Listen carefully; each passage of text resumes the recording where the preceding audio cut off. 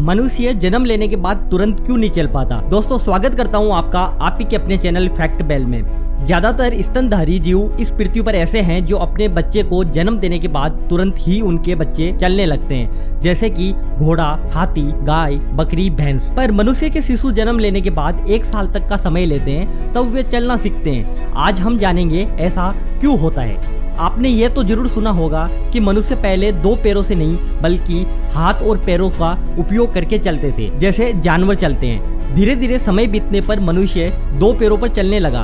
2 पैरों पर चलने पर वह कम ऊर्जा का उपयोग करके दूर तक तेजी से जा सकता था।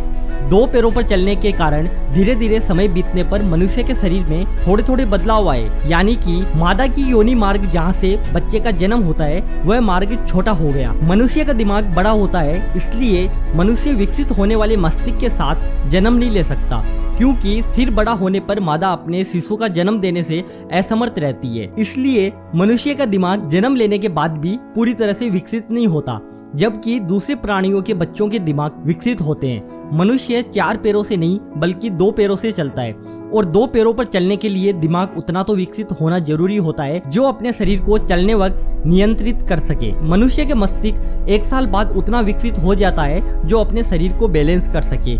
इसलिए मनुष्य जन्म लेने के बाद तुरंत चलने में असमर्थ है।